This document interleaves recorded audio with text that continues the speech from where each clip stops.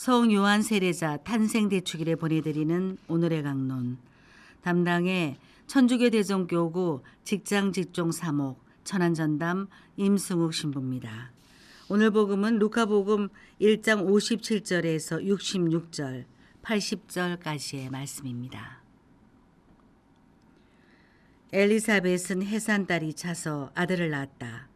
이웃과 친척들은 주님께서 엘리사벳에게 큰 자비를 베푸셨다는 것을 듣고 그와 함께 기뻐하였다. 여드레째 되는 날 그들은 아기의 할례식에 갔다가 아버지의 이름을 따서 아기를 즈카르야라고 부르려 하였다. 그러나 아기 어머니는 안 됩니다. 요한이라고 불러야 합니다. 하고 말하였다. 그들은 당신의 친척 가운데에는 그런 이름을 가진 이가 없습니다 하며 그 아버지에게 아기의 이름을 무엇이라 하겠느냐고 손짓으로 물었다. 즈카르야는 글 쓰는 판을 달라고 하여 그의 이름은 요한이라고 썼다. 그러자 모두 놀라워하였다. 그때의 즈카르야는 즉시 입이 열리고 혀가 풀려 말을 하기 시작하면서 하느님을 찬미하였다. 그리하여 이웃이 모두 두려움에 휩싸였다. 그리고 이 모든 일이 유다의 온 산악지방에서 화제가 되었다. 소문을 들은 이들은 모두 그것을 마음에 새기며 이 아기가 대체 무엇이 될 것인가 하고 말하였다. 정녕 주님의 손길이 그를 보살피고 계셨던 것이다. 아기는 자라면서 정신도 굳세어졌다. 그리고 그는 이스라엘 백성 앞에 나타날 때까지 광야에서 살았다. 참 예수님, 오늘은 성 요한 세례자 탄생 대축일입니다. 광야에서 외친 이의 소리로서 예수님보다 앞서 오신 세례자 요한의 탄생을 기념하는 날입니다. 오늘 축일을 맞이하신 모든 분들에게 축하 인사를 드립니다. 세례자 요한은 하느님의 구원사에서 매우 중요한 위치를 차지하고 있습니다. 성경은 예수님의 탄생과 유사한 비중으로 요한의 탄생 이야기를 전합니다. 그의 비범한 탄생은 하느님의 놀라운 계획이 그의 인생에서 드러날 것을 예고합니다. 과연 그는 이스라엘의 마지막 선지자로서 회개 세례 운동을 펼치며 당대에 큰 영향력을 끼쳤습니다. 예수님도 공생활을 세례자 요한에게 세례 받으시는 것으로 시작하실 정도였습니다. 오늘 루카복음은 주님의 탄생에 앞서 이러한 세례자 요한의 탄생에 얽힌 이야기를 전하고 있습니다. 위대한 인물들의 탄생에는 하느님의 특별한 개입이 있었음을 사람들은 증언합니다. 구약에 등장하는 삼손을 비롯하여 사무엘, 이삭의 탄생도 비슷한 패턴을 보여줍니다. 역사적 사실관계를 떠나 이거는 창세기의 천지창조 이야기처럼 믿는 이들의 진실된 신앙 고백임을 알게 됩니다. 보통 사람들도 태몽을 꾸면서 한 사람의 인생에 의미를 부여하는데 하물며 신앙 역사에 위대한 흔적을 남긴 이들의 탄생에 특별한 이야기가 없을 리 만무합니다. 아무튼 세례자 요한도 엘리사벳을 통해 세상에 태어납니다. 인간적인 조건을 넘어서는 하느님의 특별한 계획을 설명하는 이야기입니다. 세례자 요한의 탄생에는 나름 더 특별한 일이 있었습니다. 오늘 복음의 저자는 이렇게 선포합니다. 정녕 주님의 손길이 그를 보살피고 계셨던 것이다. 이 말씀은 오늘 복음의 앞부분을 살펴보면 그 이유를 잘 알 수 있습니다. 세례자 요한의 아버지 지카리아는 하느님으로부터 세례자 요한의 탄생 예고를 받고도 믿지 않게 되어 요한이 탄생하기 전까지 벙어리가 되었습니다. 왜 그래야만 했을까라는 생각을 합니다. 지카리아는 사제입니다. 성전에서 평생을 헌신하는 사람입니다. 우리의 상식적 시각으로는 하느님과 조금 더 가까울 듯한 삶의 자리에 있습니다. 하지만 그는 그 삶의 자리에서 타성에 젖은 신앙생활을 하고 있었습니다.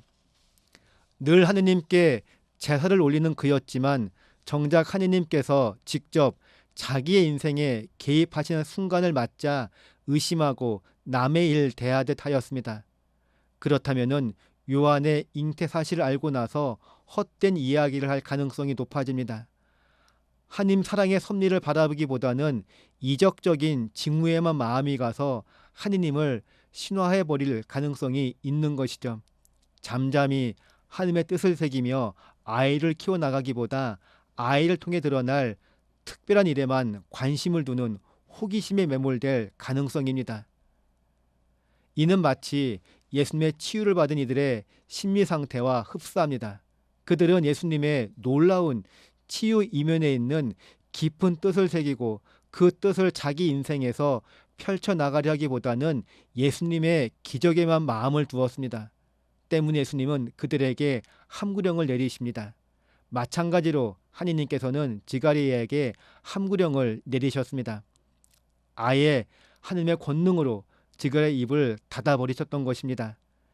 그의 신앙은 이 말 못하는 1년을 통해 깊이 심화되었을 것입니다. 그는 마침내 하느님의 사람 세례자 요한의 아버지로 당당히 세워질 수 있었습니다. 세례자 요한을 요한답게 하느님의 사람으로 길러낼 성품과 신앙을 겸비한 자로 거듭날 수 있었습니다. 루카복음은 그것을 지갈의 노래로 증언하고 있습니다. 오늘 우리의 신앙은 어떤지 생각해 보게 됩니다. 내 인생에 특별한 하느님의 개입이 선언될 때 우리는 거리낌 없는 마음으로 하느님을 바라보는지 말입니다. 다른 사람의 인생에는 감놔라, 대추나라, 잘도 말하곤 하는 우리인데 정작 내 인생에 하느님의 섭리가 개입되고 도무지 이해하기 어려운 일들을 감당해야 할 바로 그 순간 어떻게 할지 말입니다. 오늘 우리가 의심하고 저항하고 받아들이지 못할 때 하느님께서는 우리에게 잠시 함구령을 내리지 않으실까 생각합니다. 내 하고 싶은 말 다 접어놓고 조용히 하늘의 뜻을 곱씹어보는 내적 침묵을 요구하실 것입니다. 그래서 오늘 지가레야의 벙어리의 경험은 어쩌면 신앙 여정에 있는 모든 이들에게 하나의 예표가 되지 않을까 합니다. 마침내 하느님의 오묘하신 사랑의 섭리를 찬양할 수 있는 신앙인으로 거듭날 수 있도록 우리를 침묵으로 초대하시는 하느님의 손길, 바로 그것으로 말입니다. 그리고 오늘 복음에서 사람들은 아기의 이름을 짓는 과정을 통하여 이 아기의 장래에 대한 호기심 어린 기대를 품습니다. 그런데 사실 우리들 모두는 예외 없이 태어나면서 주변 모든 이들의 호기심 어린 기대를 유발시킵니다. 그가 꼭 큰 일을 도모할 인물이 아니어도 상관없습니다. 무릇 어떤 인생이든지 그의 탄생은 생명의 신비 앞에서 경외심을 가지게 만듭니다. 그것은 바로 생명이란 하느님의 어리기 때문에 그러합니다. 그래서 한 생명의 탄생 앞에서 인간은 누구든지 놀라고 기뻐하는 것입니다. 오늘 다시 한번 생명의 소중함을 절실하게 깨닫습니다. 그 어떤 인생도 소중하지 않은 이가 없습니다. 가난하건 못났건 장애가 있건 없건 다 소중한 생명이고 소중한 인생입니다. 부모가 자식의 탄생을 경이롭게 여기고 소중히 보듬어한 듯 사회 전체가 모든 생명을 그렇게 대해야만 하겠습니다.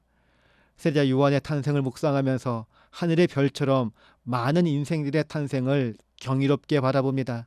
그리고 우리 사회가 한 생명을 천하처럼 소중히 보듬어 안는 세상이 될 수 있기를 희망하는 오늘 하루입니다. 오늘의 강론 지금까지 담당해 천주교 대전교구 직장 직종 사목 천안전담 임승욱 신부였습니다. 다음 주 월요일에는 천주교 대전교구 문창동 성당 주임 김동훈 신부의 강론이 방송됩니다.